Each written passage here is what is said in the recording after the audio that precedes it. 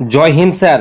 দেখো, আজকে অগ্নিবীর আর্মিতে তোমাদের যে সকল প্রশ্নগুলো এসছে সেগুলো সব আলোচনা করব। দেখো স্যার, এই প্রশ্নগুলোই কিন্তু রিপিট হবে যাদের পরবর্তী শিফটে পরীক্ষা রয়েছে আগামীকাল পরশু, যাদের পরীক্ষা রয়েছে এই প্রশ্নগুলো করো। আমার প্রত্যেকটা কথা গুরুত্বপূর্ণ। তো আমি যা করিয়েছি স্যার কমন এসেছে। আমার পেড ব্যাচের স্টুডেন্টরা যারা ছিল তাদের তো হুবহু আমি যা নোটস দিয়েছি সব কমন এসছে। তাছাড়াও আমি তোমাদের ইউটিউবে যে ফ্রিতে করেছি সেখান থেকে সায়েন্স ম্যাক্সিমাম কিন্তু তোমাদের সব কমন এসছে। সুতরাং আমার একটাও ক্লাস ছাড়বে না। তো দেখো, প্রিভিয়াস ইয়ার বলছি, তো আজকের যে সমস্ত শিফটের প্রশ্ন যেগুলো হয়েছে, তো মোটামুটি 50টার কাছাকাছি প্রশ্ন আমি কারেকশন করেছি। তোমাদের তো বিভিন্ন শিফটে পরীক্ষা হচ্ছে এবং বিভিন্ন জায়গায় পরীক্ষা হচ্ছে। তো সব মিলিয়ে কিন্তু সব মিলেমিশে প্রশ্নগুলো রয়েছে। দেখো স্যার, এখানে কিন্তু টেটসম্যানের প্রশ্ন রয়েছে, সোলজার জিডির প্রশ্ন রয়েছে। সুতরাং আমি ভিডিওতে বলে দেবো কোনটা কিসের প্রশ্ন, তো সেটা কোনো ম্যাটার নয় কোনটা কিসের প্রশ্ন। তো সব প্রশ্নই কিন্তু রিপিট হবে, এইটুকু তুমি জেনে রাখবে। দেখো, ইসরো কবে গঠিত হয়েছিল বা প্রতিষ্ঠা হয়, এই প্রশ্নটা এসেছিল, এটা সোলজার জিডিতে এসেছিল স্যার। তো এটা সঠিক উত্তর যারা 1969 করে এসছো তারা কিন্তু এটা 1 নম্বর তোমরা পেয়ে যাবে স্যার। তারপরে ভারতের প্রথম পারমাণবিক কেন্দ্র তোমাদের আমি করিয়েছিলাম, ভারতের প্রথম পারমাণবিক কেন্দ্র অর্থাৎ মহারাষ্ট্রের যে তারাপুর, অর্থাৎ এটাই হচ্ছে ভারতের প্রথম পারমাণবিক কেন্দ্র। তারপরে স্যার করিয়েছিলাম আমি যে বলের ইউনিট কি, বলের একক কি, স্যার নিউটন। আমার ম্যাক্সিমাম প্রশ্ন কিন্তু কমন এসেছে।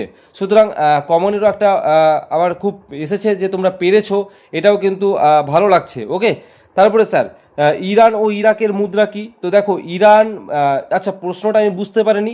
তো এটা অ্যাকচুয়ালি ইরানের মুদ্রা এসছে না ইরাকের যে কোনো একটা এসছে দুটোর মধ্যে।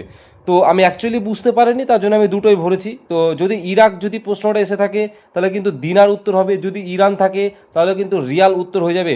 স্যার এই যে ইরাক ইরান যেমন বিভিন্ন দেশের যে মুদ্রার নাম আসছে সেই নামগুলো তোমাদের আগামী কাল বা পরশু যাদের পরীক্ষা রয়েছে তোমাদের হয়তো এই প্রশ্নটা যদি না আসে কিন্তু এই রিলেটেড প্রশ্ন আসবে স্যার, অর্থাৎ এই জায়গা থেকে প্রশ্ন আসবে। নেক্সট দেখবে কারো শিফটে অন্য একটা দেশের নাম বলছে, তার মুদ্রার কি নাম, তো এই টাইপের প্রশ্ন আসবে। তো আমি 10টা দেশের নাম ভরে রেখেছি, একবার চোখ বুলিয়ে রাখো, দেখবে কাজে লেগে যাবে। বাংলাদেশের রাজধানীটাও মনে রাখবে। বাংলাদেশের রাজধানী ঢাকা, মুদ্রা কি স্যার টাকা। ভুটানের রাজধানী থিম্পু এবং মুদ্রা কি, যেটা হচ্ছে গুলট্রাম স্যার। ওকে, তারপরে মিয়ানমার নয় সেটা মায়ানমারের রাজধানী নেপিডো, মুদ্রা কি কিয়াত। মালদ্বীপের মালে, মুদ্রা কি রুপিহা।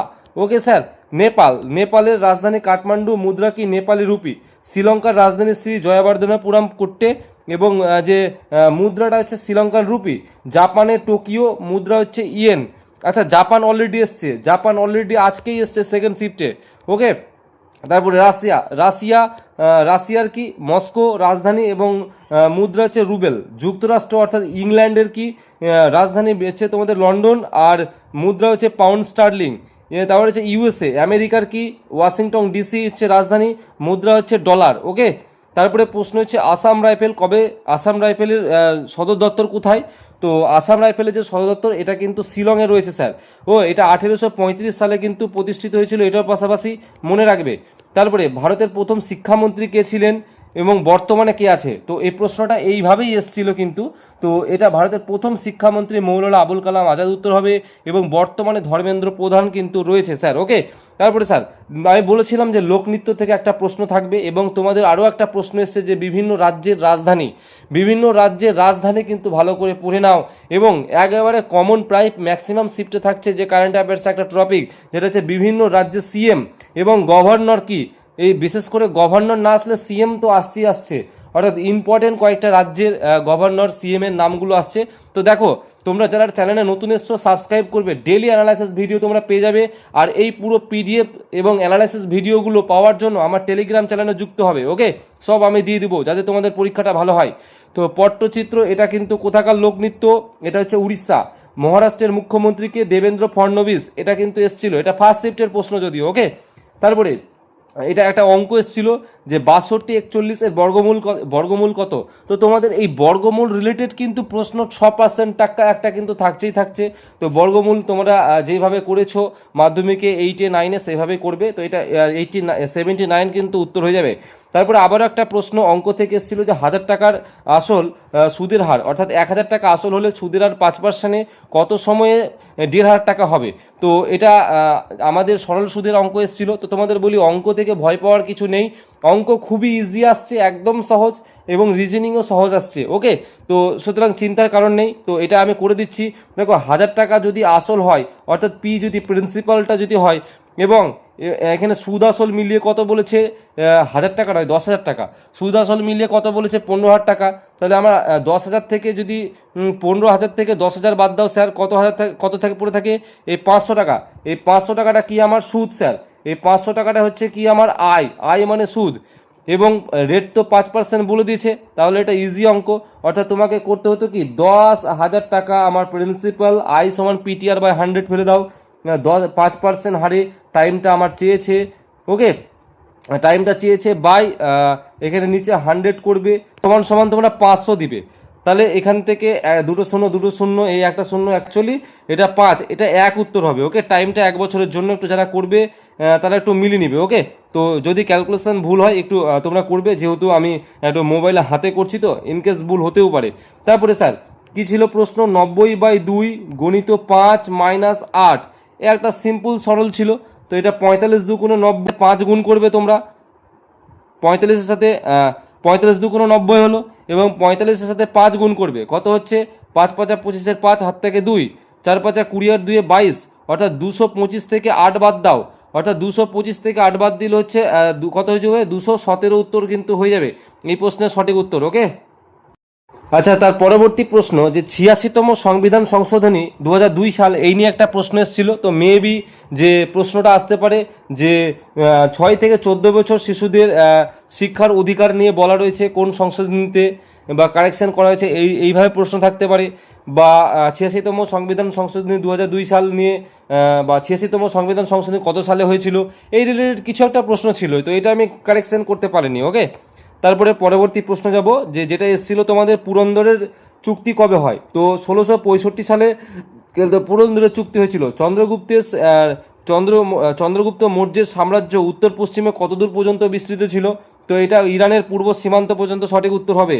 125-এর কিউব রুট ছিল স্যার, 125 এর কিউব রুট ছিল। তো 125-এর কিউব রুট কিন্তু 5, অর্থাৎ 5কে 3 বার গুণ করলে কিন্তু 125 হয়। তারপরে 34 81-র বর্গমূল ছিল, যেটা 59 উত্তর হয়ে যাবে স্যার। তো অঙ্ক কিন্তু সহজ ছিল। তারপরে মুম্বাইয়ের বাবর শের, বা মুম্বাইয়ের শের সিংহ কাকে বলা হয়। তো মুম্বাইয়ের সিংহ কিন্তু বলা হয় স্যার ফিরোজ শাহ মেহতাকে। ওকে, তারপরে ইন্ডিয়ান নেভি ডে কবে পালন করা হয়। তো এটা অবশ্যই মনে রাখবে, 4ই ডিসেম্বর কিন্তু ইন্ডিয়ান নেভি ডে পালন করা হয়। রাষ্ট্রপতি সংক্রান্ত ন্যূনতম বয়স কত, অর্থাৎ রাষ্ট্রপতি হওয়ার ন্যূনতম বয়স কত, অবশ্যই কিন্তু 35, এগুলো করিয়েছিলাম স্যার আমি।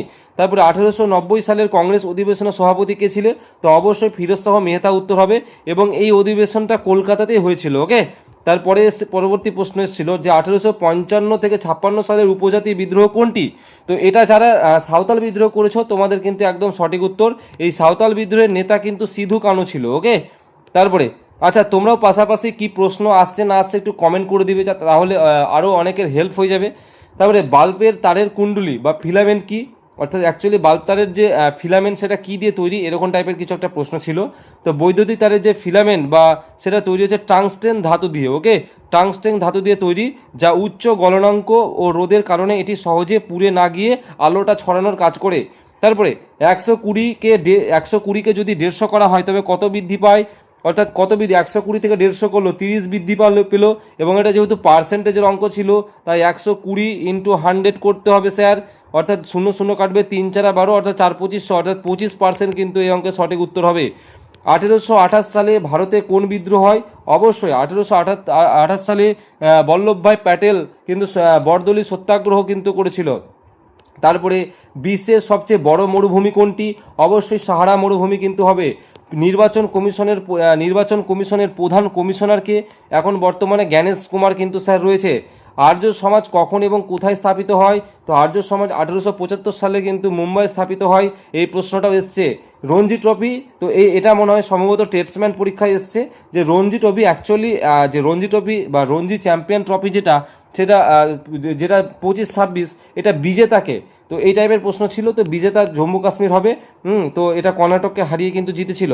পরবর্তী প্রশ্ন যে অপারেশন কায়াকল্প অভিযান কবে চালানো হয়েছিল, তো এটা 2018-তে চালানো হয়েছিল। মহাত্মা গান্ধীজিকে বাপু উপাধি কে দিয়েছিল, পণ্ডিত জওহরলাল নেহরুই কিন্তু এটা বাপু উপাধি দিয়েছিল স্যার।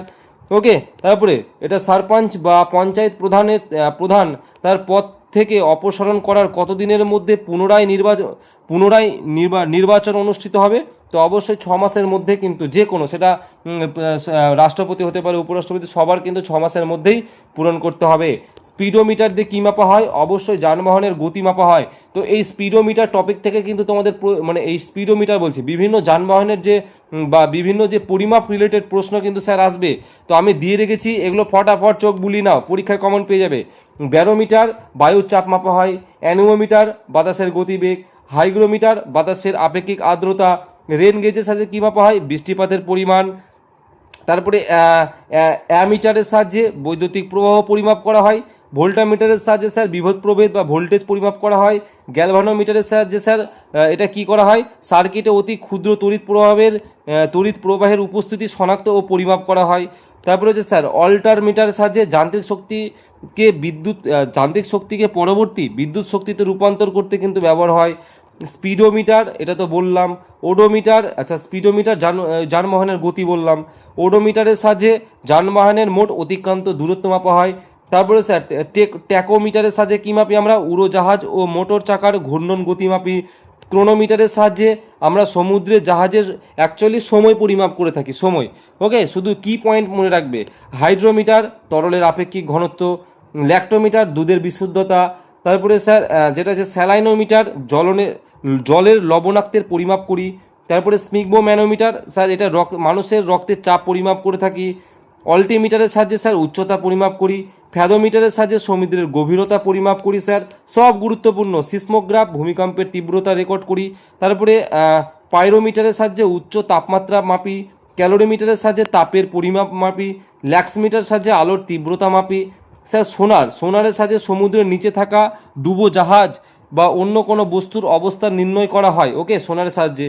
তারপরে প্রশ্ন এসেছিল 5%, স্যার 5% মানে কি, 5/100 অর্থাৎ 5×20, অর্থাৎ 1/20 যে অপশানটা ছিল সেটাই সঠিক উত্তর হবে স্যার।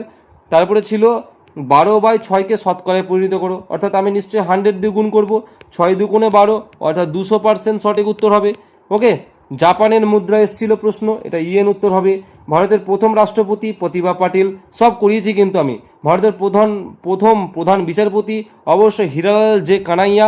কোন প্রশ্নটা করায়নি বলো, সেলকে আবিষ্কার করে কোষ, তো রবার্ট হুক। ভারতের প্রধানমন্ত্রীকে জওহরলাল নেহরু, তো এটা প্রথম প্রধানমন্ত্রী বলেছে।